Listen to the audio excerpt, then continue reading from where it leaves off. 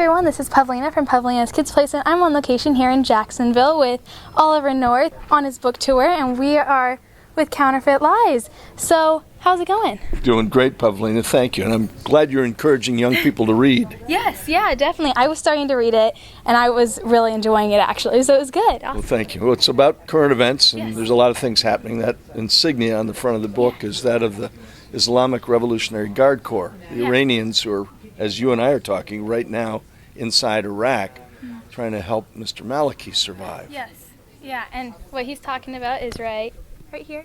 So, very good. So how did your experience with, counterterrorism and hostage situation help with your book? Well, it gives me a lot of experience that I can, if I change enough the dates, times, places, and names, I can write about those things without compromising their security. So, because I did them, and those with whom I work know what we all did. If you do enough of that, you can create a novel instead of a nonfiction book, and you don't have to send it for review by the security people. Yeah, exactly. So I watched some of your Iran-Contra in 1987. So you didn't look, scared or anything. Were you scared or nervous at all? No, I know where I'm going, and I know why I'm going there. And they were shooting blanks. So, yeah, having been shot at and hit by really bad people, it's a lot easier to just sit there and answer questions. True, yeah. I would still be nervous though. I'd be like, oh my gosh. So as a teen, how should we understand, kidnapping and counterterrorism and hostage deals? Thankfully, in this country, we have relatively little compared to most of the rest of the world. The idea is that we keep bad people from doing bad things in this country to the best we can. It's better to deal with them somewhere else, like Iraq or Afghanistan, than it is here at home. Everybody knows what happened on 9/11/01, which is the worst attack on American civilians in history.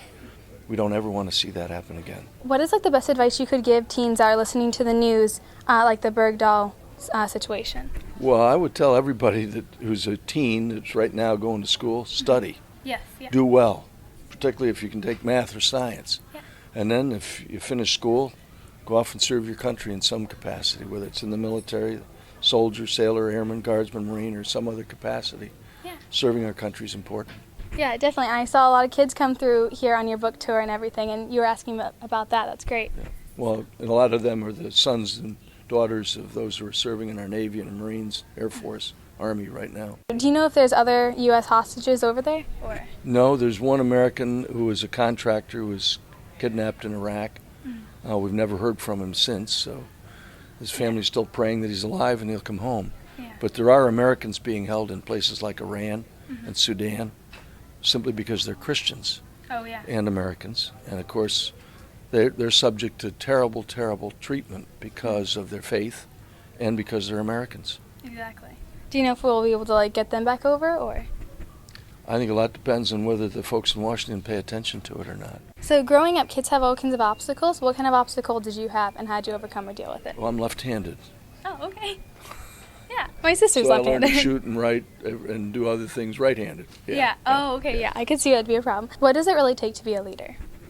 Well, the best leaders I've ever known have been people who've demonstrated two things, courage and competence, and their faith. And so those are I think, the best kind of leaders you can have.